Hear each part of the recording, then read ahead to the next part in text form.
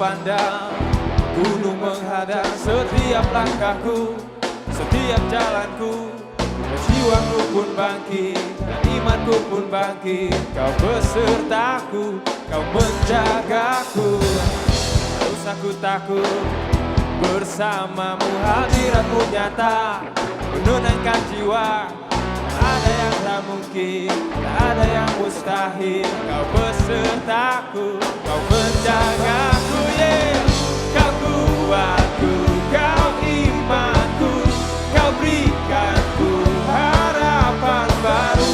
Kaulah segalanya, tiada yang mustahil bagi orang yang percaya.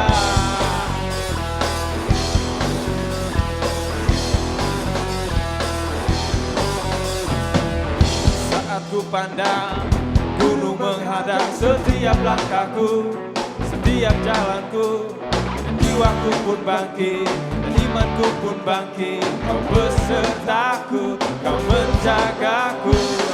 Tak usah ku takut, bersamamu hadiratmu nyata, menenangkan jiwa. Tak ada yang tak mungkin, tak ada yang mustahil. Kau bersamaku, kau menjagaku. Kau kuatku, kau imanku, kau berikanku harapan baru. Kaulah segalanya, tiada yang mustahil bagi orang yang percaya. Kau kuatku, kau imanku, kau berikanku harapan baru. Kaulah segalanya, tiada yang mustahil.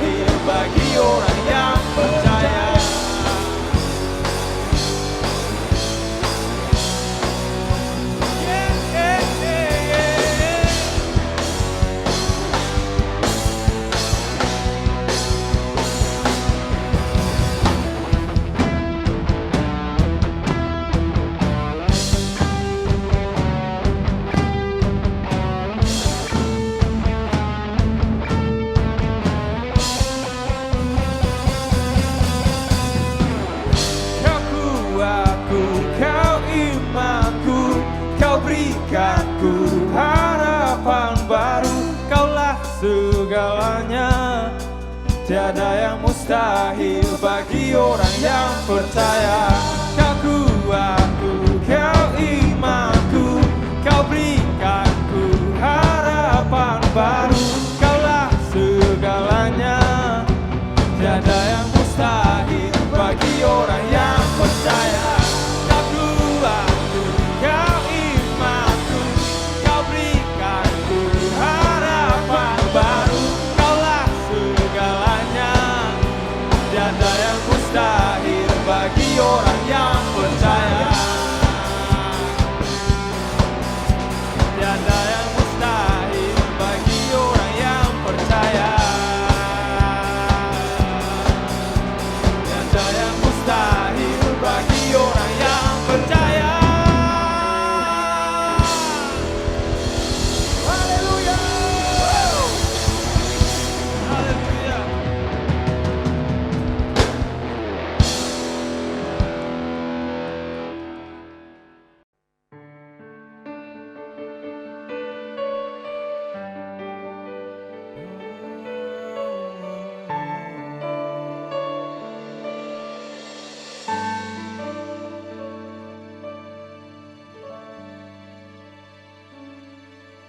Bila kau izinkan sesuatu terjadi, ku percaya semua untuk kebaikanku. Bila nanti telah tiba waktumu, ku percaya kuasa-Mu memulihkan hidupku. Waktu Tuhan pasti yang terbaik, walau kadang tak mudah dimengerti. Lewati cobaan, ku tetap percaya waktu Tuhan pasti yang terbaik.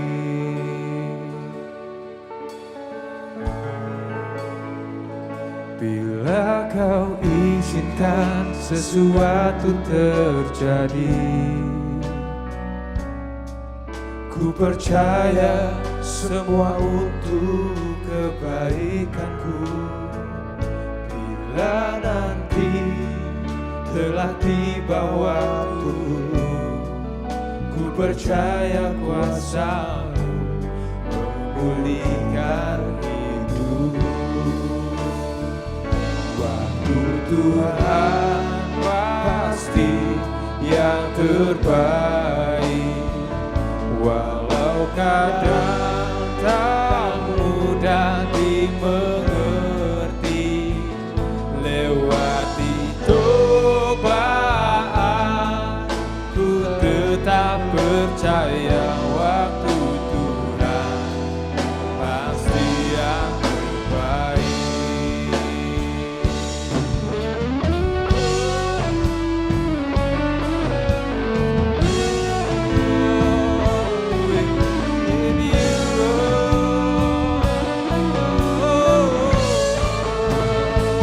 Engkau yang kami sembah Tuhan, kami muliakan Tuhan.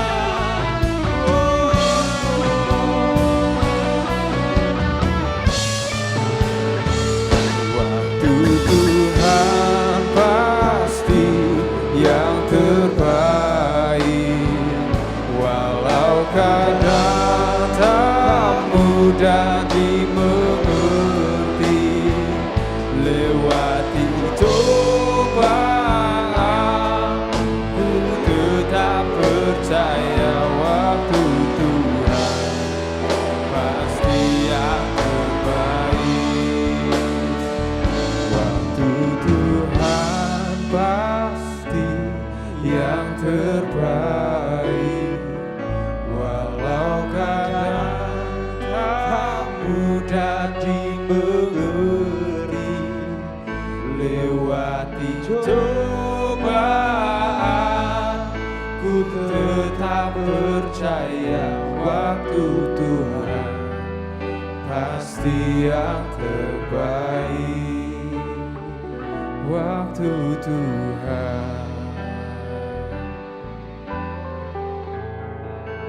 pasti yang terbaik.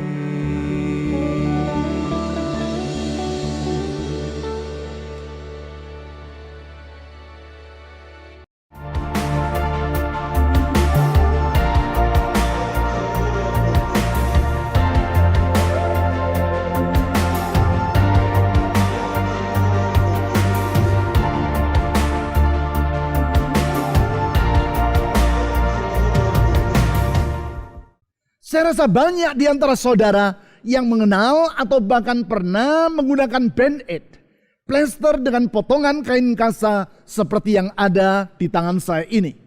Plester yang nampaknya sederhana, namun di dalamnya terkandung kreativitas yang membawa manfaat yang sangat besar bagi masyarakat.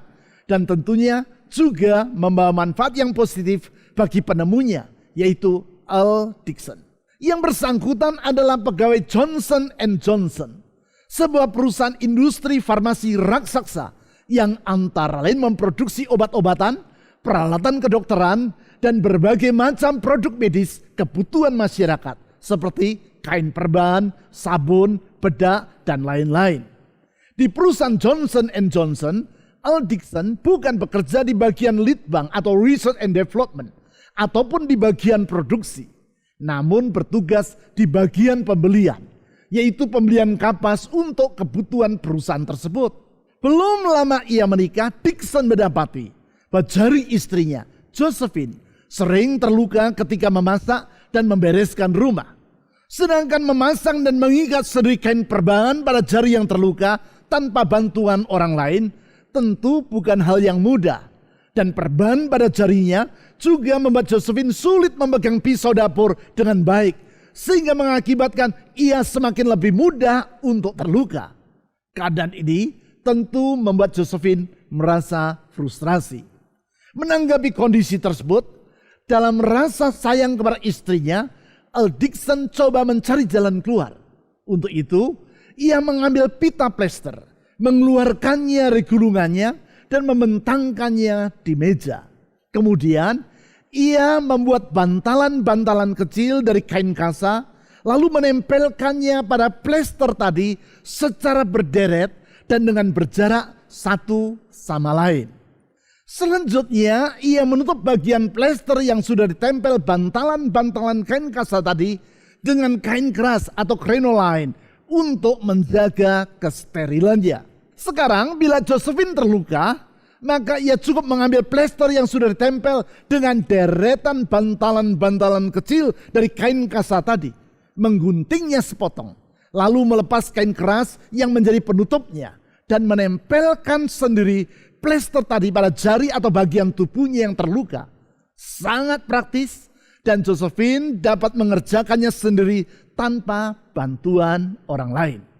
Mendengar penemuan yang sangat orisinil dari Earl Dixon ini, James Wood Johnson, pendiri dan penilik perusahaan Johnson & Johnson, akhirnya merasa tertarik.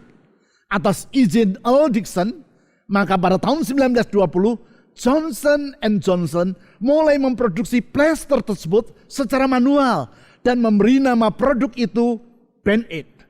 Setelah memperoleh sambutan yang baik dari masyarakat, maka pada tahun 1924, Johnson & Johnson merancang mesin yang dapat memproduksi Band-Aid secara massal dan memasarkannya secara lebih luas. Seiring dengan semakin populernya produk plester temuannya ini, maka Earl Dixon akhirnya dipromosikan menjadi Vice President atau Wakil Direktur Utama dari Johnson & Johnson. Posisi yang sangat penting tersebut ia sandang sampai dirinya pensiun di tahun 1957. Sekarang, setiap tahun Johnson & Johnson memproduksi tidak kurang dari 4 miliar lembar plester Band-Aid. Entah berapa besar keuntungan yang diperoleh perusahaan tersebut karena hasil kreativitas dari Earl Dixon tadi. Kreativitas yang tidak terlepas dari rasa cintanya kepada istrinya, Josephine. Keuntungan yang tentunya juga berimbas pada keadaan ekonomi Earl Dixon. Kisah kehidupan dari Earl Dixon ini menjelaskan kepada kita tentang pentingnya dan berharganya kreativitas dalam diri seseorang. Pertanyaannya sekarang adalah, apakah yang dapat memicu kreativitas manusia? Salah satunya adalah cinta. Lihatlah apa yang terjadi ketika seorang jatuh cinta. Tidak jarang secara mendadak ia berubah menjadi seorang penyair yang gemar menggubah puisi tentang cinta. Padahal tadinya ia adalah seorang yang pendiam, hidup secara rutin dan tanpa warna. Namun begitu jatuh cinta, maka yang bersangkutan berubah menjadi seorang yang suka tertawa sendiri, bersenandung, menyanyi-nyanyi kecil, dan menulis puisi sehingga hidupnya menjadi penuh dengan warna. Itulah dampak dari cinta terhadap kreativitas. Bukankah hal itu yang terjadi pada Earl Dixon? Ia menemukan ide untuk membuat plester dengan bantalan kain kasa kecil yang kemudian menjadi produk dengan merek Band-Aid tadi karena cintanya kepada Josephine, istrinya, yang jarinya sering terluka. Sebaliknya dari mengkritik istrinya sebagai pribadi yang kurang berhati-hati dalam melakukan pekerjaan di dapur, justru dengan kreatif, Earl Dixon menciptakan plester berkain kasa yang kemudian digunakan di seluruh dunia hingga di masa kini. Selain cinta, hal lain yang dapat memicu kreativitas adalah iman. Iman dapat memantik api kreativitas dalam diri manusia. Oleh sebab itu, orang yang penuh dengan iman akan hidup secara produktif, tidak mudah menyerah kepada rintangan, dan dengan gigih serta kreatif, ia akan berjuang untuk mencapai apa yang ia harapkan. Hal ini dapat kita lihat dalam diri 4 orang yang membawa seseorang yang lumpuh kepada Yesus untuk memperoleh pertolongannya. Yaitu seperti yang dicatat di dalam Markus pasal 2 ayat 1-12. Upaya yang mereka lakukan karena iman mereka kepada Yesus. Iman yang memicu kreativitas keempat orang tadi dalam upayanya untuk mewujudkan harapan mereka, yaitu kesembuhan bagi orang lumpuh yang sedang mereka usung. Untuk mempelajari kaitan antara iman dan kreativitas keempat orang tersebut, mari kita membaca Markus pasal 2 ayat 1-5. Markus pasal 2 ayat 1-5. Kemudian sesudah lewat beberapa hari, waktu Yesus datang lagi ke Kapernaum, tersiarlah kabar bahwa ia ada di rumah. Maka datanglah orang-orang berkerumun sehingga tidak ada lagi tempat, bahkan di muka pintu pun tidak. Sementara ia memberitakan firman kepada mereka, ada orang-orang datang membawa kepadanya seorang lumpuh, digotong oleh 4 orang. Tetapi mereka tidak dapat membawanya kepadanya karena orang banyak itu. Lalu mereka membuka atap yang di atasnya. Sudah terbuka, mereka menurunkan tilam tempat orang lumpuh itu terbaring. Di sini tulis bahwa Yesus tiba kembali di Kapernaum dan masuk ke dalam sebuah rumah. Berita tentang kedatangannya ini tersiar kemana-mana. Dan akibatnya banyak orang yang datang berkerumun untuk melihat Yesus dan mendengarkan apa yang ia ajarkan. Sedemikian banyaknya jumlah mereka yang datang sampai tidak ada lagi tempat yang kosong di rumah itu. Mereka berjejal sampai di muka pintu rumah. Sementara itu datanglah 4 orang yang mengusung seorang yang lumpuh. Mereka bermaksud untuk membawa orang lumpuh itu kepada Yesus. Karena rumah itu telah dijejali oleh orang banyak, sehingga mereka tidak dapat masuk melalui pintunya. Maka keempat orang tadi membongkar atap rumah dan menurunkan tilam tempat si orang lumpuh itu terbaring ke hadapan Yesus. Itulah kreativitas. Secara kreatif, mereka mencari solusi agar orang yang mereka usung dapat bertemu dengan Yesus.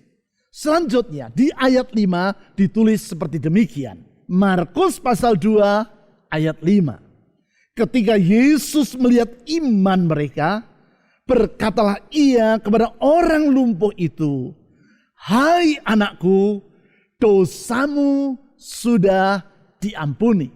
Menarik sekali. Di sini disebut bahwa Tuhan Yesus melihat iman keempat orang tadi. Padahal di ayat-ayat sebelumnya yang dikemukakan adalah upaya dan kreativitas mereka untuk menghadapkan si orang lumpuh itu kepada Yesus. Dari situ kita dapat mengambil kesimpulan bahwasanya terdapat kaitan yang erat antara iman dengan kreativitas. Orang yang penuh iman akan berjuang dengan kreatif. Atau dapat dikatakan bahwa kreativitas merupakan salah satu buah dari iman. Memahami kaitan antara iman dan kreativitas ini adalah penting. Sebab dalam Ibrani pasal 11 ayat 1 ditulis bahwa iman adalah dasar dari segala sesuatu yang kita harapkan. Artinya, sebagaimana kekokohan suatu bangunan sangat ditentukan oleh kekuatan dari dasar atau fondasinya, demikian pula apakah hidup ini akan kita jalani dalam keputusasaan atau sebaliknya dengan penuh pengharapan akan sangat ditentukan oleh kekokohan dari iman kita. Kekokohan yang dapat kita lihat melalui buah atau dampak dari iman tersebut. Di antaranya seperti yang telah kita lihat tadi, yaitu kreativitas. Berbagai buah atau dampak dari iman itulah yang kita pelajari di sepanjang bulan ini, yaitu dengan melihat apa yang Yesus ajarkan tentang hal tersebut. Pada minggu yang pertama kita melihat bahwa Yesus mengaitkan iman dengan kerendahan hati. Di minggu yang kedua kita belajar bahwa Yesus menilai iman berdasarkan penghargaan orang terhadap otoritas Tuhan. Selanjutnya di minggu yang ketiga kita melihat bahwasanya iman yang teguh akan membuahkan sikap yang gigih. Hari ini kita melihat bahwa iman yang kokoh akan membuahkan kreativitas, yaitu seperti yang ada pada diri keempat orang yang membawa seorang yang lumpuh kepada Yesus tadi. Iman yang dihargai oleh Tuhan Yesus. Sehingga di ayat 5 dicatat bahwa dengan melihat iman keempat orang tersebut, maka Yesus berkata kepada si orang lumpuh yang mereka usung, "Hai anakku, dosamu sudah diampuni." Selanjutnya, yaitu di ayat 11 sampai 12, Yesus pun menyembuhkan orang tersebut dari kelumpuhannya. Berdasarkan penilaian yang dilakukan Yesus terhadap iman dari keempat orang tadi, dan tindakan mereka dalam membawa si orang lumpuh kepada Yesus, maka kita dapat menyimpulkan bahwasanya iman yang membuahkan kreativitas akan mengakibatkan 3 hal, yaitu yang pertama, mengakibatkan orang tidak akan menyerah kepada rintangan. Patut ingat bahwa memang hidup ini tidak akan terlepas dari berbagai rintangan. Hal ini merupakan suatu realitas kehidupan yang suka ataupun tidak suka harus kita hadapi. Realitas yang membuat Dr. Scott Peck, seorang psikiater yang terkenal dan yang namanya beberapa kali pernah saya sebut dalam khotbah saya, mengawali bukunya yang sangat laris, yaitu yang berjudul The Road Less Traveled, dengan kalimat "Life is difficult." Hidup ini adalah sukar. Kesukaran dalam kehidupan yang menghadang tersebut tidak jarang membuat orang berputus asa dan menyerah kepada keadaan. Mereka berpikir, "Aku sudah berupaya dengan pelbagai cara, tetapi tetap saja kesukaran merintangi diriku. Lalu sampai kapan aku harus terus berupaya? Jangan-jangan memang sudah nasibku untuk hidup seperti ini." Alhasil, sebaliknya dia terus berjuang, yang bersangkutan mengangkat bendera putih dan menyerahkanlah kepada rintangan yang menghadang tersebut. Tetapi tidak demikian halnya dengan orang yang hidupnya dipenuhi dengan iman. Yang bersangkutan tidak akan menyerah kepada rintangan. Sebaliknya dengan kreatif, ia akan mencari jalan keluar untuk mengatasi rintangan tersebut. Bukannya hidup dalam keputusasaan dan bersikap apatis, dengan gigih ia akan mengembangkan kreativitasnya demi menaklukkan rintangan yang menghadang. Hal inilah yang dapat kita lihat dalam diri keempat orang tadi. Sebagaimana yang telah kita baca. Ketika mereka tiba di rumah tempat Yesus yang berada, mereka tidak dapat masuk dan membawa si orang lumpuh tadi kepada Tuhan Yesus. Di ayat 4 dijelaskan alasannya, yaitu karena orang banyak yang berkerumun dan memenuhi rumah tersebut. Sedemikian banyaknya, sehingga di ayat 2 ditulis bahwa mereka berjejal sampai di muka pintu rumah itu. Berarti upaya mereka untuk mempertemukan orang yang lumpuh tadi dengan Yesus mengalami kendala. Memang untuk bertemu dengan Tuhan Yesus, ada kalanya orang harus menghadapi berbagai kesukaran ataupun rintangan.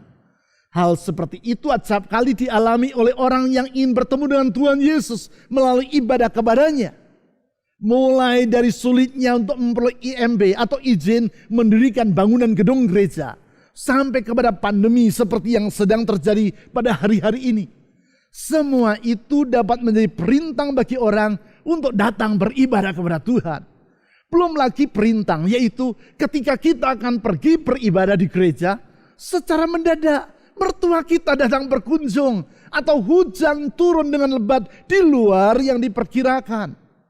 Apakah yang saudara lakukan ketika menghadapi rintangan-rintangan seperti itu? Orang yang beriman akan mendahulukan Tuhan lebih dari segalanya. Oleh karena itu, secara kreatif, ia akan mencari jalan keluar guna mengatasi rintangan dalam beribadah atau berjumpa dengan Tuhan yang ia hadapi. Di antaranya, yaitu seperti misalnya mengikuti ibadah secara online. Sebagaimana yang tentu saudara pahami, ibadah secara online merupakan alternatif untuk mengatasi rintangan dalam beribadah di masa pandemi seperti sekarang ini. Itu hanya sebagai salah satu contoh.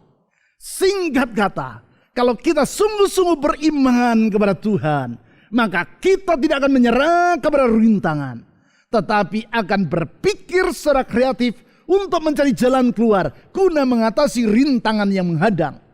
Itulah yang dilakukan oleh keempat orang tadi. Mereka tidak menyerah terhadap rintangan yang menghalangi mereka untuk membawa orang yang lumpuh yang mereka usung kepada Yesus. Iman dalam diri mereka, yaitu bahwa Yesus pasti sanggup menolong orang lumpuh tersebut, membuat mereka tidak berputus asa ketika menghadapi kesukaran. Secara kreatif, mereka mencari solusi agar dapat membawa si orang lumpuh tadi untuk bertemu dengan Yesus. Jalan keluar tersebut adalah dengan membongkar atap rumah tempat Yesus saat itu sedang berada. Pertanyaan saya, apakah harapan saudara untuk tahun ini? Apakah pengharapan saudara tersebut menghadapi rintangan? Apa sikap saudara terhadap rintangan-rintangan tersebut? Orang yang penuh dengan iman tidak akan menyerah kepada rintangan. Sebaliknya dari bersikap putus asa dan apatis, dengan kreatif ia akan mencari jalan keluar agar harapan yang ada dalam dirinya menjadi kenyataan. Selanjutnya yang kedua, iman yang membuahkan kreativitas akan mengakibatkan orang berpikir di luar kotak kemapanan atau bertindak out of the box. Saya ulang, iman yang membuahkan kreativitas akan mengakibatkan orang berpikir di luar kotak kemapanan atau bertindak out of the box. Kesukaran yang mereka hadapi justru akan memicu yang bersangkutan untuk berpikir guna mencari jalan keluar yang bahkan bila perlu akan merupakan jalan keluar yang di luar kebiasaan. Bukankah hal itu merupakan wujud dari kreativitas, yaitu berpikir di luar kotak kemapanan? Berarti bagi orang tersebut, kesukaran tidak akan memadamkan semangat juang yang ada dalam dirinya, tetapi justru mendorong yang bersangkutan untuk berpikir dengan keras guna mencari jalan keluar. Alkisah, kreativitas dalam mencari jalan keluar seperti itulah yang ada pada diri seorang pemuda yang dihukum penjara karena merampok sebuah bank. Suatu hari ayahnya yang adalah seorang petani yang sudah berusia lanjut menulis surat kepada yang bersangkutan. Tahun ini aku tidak dapat menanam kentang seperti biasanya karena aku tidak mampu lagi untuk menggali lubang di ladang guna menanam bibit kentang di sana. Kalau saja engkau bersama dengan diriku seperti di waktu-waktu yang lampau, tentu engkau dapat menolong aku.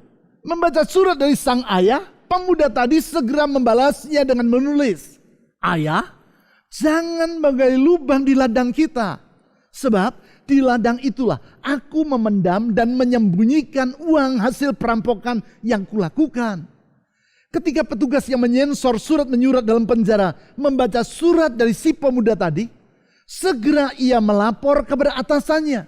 Keesokan harinya, belasan orang polisi datang ke ladang ayahnya dan menggali lubang di sana sini untuk mencari uang yang disebut oleh si pemuda dalam suratnya tadi. Namun mereka tidak menemukannya. Kembali sang ayah menulis surat kepada anaknya dan memberitahukan apa yang telah terjadi. Si pemuda itu membalasnya dan menulis, "Ayah, sekarang engkau dapat menanam kentang seperti yang engkau inginkan. Membuat para polisi dengan sukarela menggali lubang di ladang kita. Itulah hal yang terbaik yang dapat kulakukan bagi dirimu dari dalam penjara ini." Itulah kreativitas.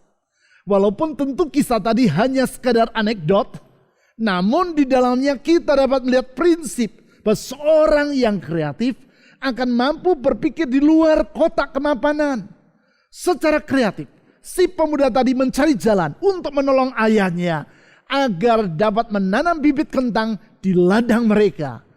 Apabila seorang kriminal seperti si pemuda tadi dapat berpikir secara kreatif, terlebih lagi orang yang hatinya dipenuhi dengan iman, seharusnya orang tersebut akan mampu berpikir dengan lebih kreatif dan tidak akan membiarkan dirinya dibatasi oleh keadaan ataupun kemapanan. Hal ini dapat kita lihat dalam diri keempat orang yang mengusung seorang yang lumpuh tadi. Rintangan yang mereka hadapi dalam bentuk berjejalnya banyak orang di muka pintu rumah justru memacu mereka untuk berpikir secara kreatif. Apabila lazimnya orang masuk dalam rumah melalui pintu, maka mereka bertindak secara out of the box atau di luar kemapanan, yaitu dengan membasiu orang lumpuh yang mereka usung untuk masuk ke dalam rumah melalui atap. Di ayat 4 ditulis, sesudah membongkar atap, selanjutnya lewat atap yang telah terbuka itu, mereka menurunkan tilam tempat orang lumpuh itu terbaring ke hadapan Yesus. Berarti bagi orang yang penuh dengan iman, kesukaran tidak akan menghentikan langkah mereka untuk mencapai pengharapan. Justru sebaliknya, kesukaran akan mendorong mereka untuk berpikir semakin kreatif dan bertindak di luar kemapanan. Alhasil, harapan mereka pun dapat menjadi kenyataan. Sekarang yang ketiga, iman yang membuahkan kreativitas akan mengakibatkan orang berani mengambil risiko demi mencapai harapan. Saya ulang, berani mengambil risiko demi mencapai harapan. Dalam hal ini perlu dibedakan antara berani mengambil risiko oleh sebab iman dengan tindakan yang bersifat nekat. Secara sepintas keduanya nampak mirip, walaupun sesungguhnya terdapat perbedaan yang sangat mendasar. Orang yang bertindak secara nekat akan berani mengambil risiko tanpa alasan yang dapat dipertanggungjawabkan, termasuk dapat dipertanggungjawabkan berdasarkan tata nilai dalam Alkitab. Contoh, pelajar yang berangkat ke sekolah untuk mengikuti ujian tanpa belajar terlebih dulu. Tindakan tersebut jelas bukan merupakan langkah iman dan bertentangan dengan tata nilai yang diajarkan dalam Alkitab. Sebab Alkitab mengajar kita untuk hidup secara bertanggung jawab, termasuk bersikap rajin dalam melaksanakan kewajiban kita. Sedangkan menghadapi ujian tanpa belajar jelas bukan suatu sikap yang bertanggung jawab, namun merupakan wujud dari sikap pemalas. Memang tindakan iman pada umumnya mengandung risiko, tetapi justru disitulah iman seseorang diuji. Hanya saja risiko yang diambil karena tindakan iman bukanlah tanpa dasar, namun beralaskan pada firman Tuhan dan keyakinan bahwa Tuhan dapat diandalkan. Hal yang samalah dengan orang yang bersikap kreatif. Di dalam kreativitasnya, seperti yang telah kita bahas tadi, yang bersangkutan berani mengambil langkah di luar kotak kemapanan alias berani menempuh risiko. Singkat kata, tindakan iman yang membuahkan kreativitas tidak terlepas dari keberanian untuk mengambil risiko demi mewujudkan harapan. Hal ini dapat kita lihat dalam diri keempat orang tadi. Di dalam iman mereka tidak menyerah kepada kesukaran. Dan secara kreatif mereka mencari jalan keluar, yaitu dengan membongkar atap rumah tempat Yesus sedang berada. Jelas ini merupakan suatu tindakan yang sangat berisiko. Karena tentu sang pemilik rumah yang atapnya dibongkar tersebut tidak akan menyambut tindakan mereka dengan senang hati. Coba bayangkan kalau saudara yang menjadi pemilik rumah tempat di mana Yesus saat itu sedang berada. Kerumunan orang banyak yang datang dan menjejali rumah saudara itu pun tentu mengakibatkan hati saudara merasa kurang nyaman. Karena bisa jadi perabotan rumah saudara menjadi berantakan karena orang yang berjejal memenuhi rumah saudara. Terlebih lagi, sementara saudara duduk mendengar apa yang Yesus ajarkan, mendadak saudara mendengar atap rumah saudara dibongkar oleh orang tanpa seizin Anda. Kira-kira apa tanggapan saudara terhadap tindakan orang-orang yang membongkar atap rumah tersebut? Akankah saudara menyambutnya dengan gembira? Berarti tindakan membongkar atap seperti yang dilakukan oleh keempat orang tadi merupakan suatu tindakan yang penuh dengan risiko. Hanya saja patut dicatat bahwa mereka bukan bertindak karena nekat, namun karena iman. Mereka bertindak atas dasar keyakinan bahwa upaya mereka untuk mewasi orang lumpuh kepada Yesus tidak akan sia-sia. Mereka yakin bahwa Tuhan Yesus pasti mau dan mampu untuk menyembuhkan orang lumpuh yang mereka usung. Memang seperti yang menjadi iman mereka, tindakan yang berisiko yang mereka lakukan tidaklah sia-sia. Karena sebagaimana yang ditulis di ayat 5, Yesus sangat menghargai iman keempat orang tersebut. Iman yang membuahkan kreativitas dalam diri mereka. Penghargaan yang diwujudkan oleh Tuhan Yesus dengan mengampuni si orang lumpuh yang mereka usung dari dosa-dosanya. Dan lebih jauh, di ayat 11-12 dicatat bahwa Yesus menyembuhkan yang bersangkutan. Patut dipahami bahwa tidak semua kreativitas pasti merupakan cerminan dari iman. Sebab ada berbagai hal yang dapat mengakibatkan orang berpikir dan bertindak secara kreatif. Namun yang pasti, orang yang penuh dengan iman akan mampu berpikir secara kreatif. Seperti keempat orang tadi. Iman mereka kepada Tuhan Yesus telah memantik kreativitas dalam diri mereka. Alhasil, mereka bersikap tidak menyerah kepada rintangan, berpikir di luar kotak kemapanan, dan berani mengambil risiko demi mencapai harapan. Demikian pula jika tidak semua kreativitas akan mendatangkan keberhasilan, maka kreativitas yang merupakan buah dari iman tidak akan berakhir dalam kekecewaan. Lihatlah kreativitas yang merupakan dampak dari iman keempat orang tadi. Kreativitas karena iman tersebut mengakibatkan bila sebelumnya mereka datang dengan mengusung si orang lumpuh, sekarang mereka pulang berjalan secara bersama-sama dengan yang bersangkutan. Kalau sebelumnya mereka datang dengan iman dan pengharapan, sekarang mereka pulang dengan iman yang diperteguh dan hati yang limpah dengan sukacita. Sukacita karena Yesus telah menyembuhkan si orang lumpuh tersebut, baik secara jasmania maupun rohania. Yaitu dengan membebaskan yang bersangkutan dari kelumpuhannya dan mengampuni orang tersebut dari dosa-dosanya. Patut saya sampaikan bahwa sesungguhnya kasih dan kuasa Tuhan Yesus tidak pernah berubah, namun tetap untuk selama-lamanya. Kalau 2000 tahun yang lampau, sebagaimana yang dicatat dalam Markus pasal 2 ayat 1-5 yang telah kita baca tadi, Ia mau menghargai iman dari orang yang berharap kepadanya. Demikian pula di masa kini, Ia tetap mau dan mampu untuk melakukan hal yang sama. Oleh sebab itu, apapun kesukaran yang sedang saudara hadapi, tak perlu saudara berputus asa.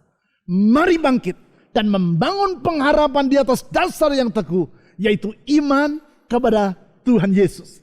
Dia dapat diandalkan. Sekarang saya mengundang saudara untuk mengusung harapan Anda kepadanya di dalam doa dengan iman. Melalui berpegang kepada firman-Nya, kita menyongsong hari esok yang penuh dengan pengharapan. Karena kita yakin bahwa di dalam Tuhan Yesus senantiasa ada jalan keluar. Mari kita berdoa.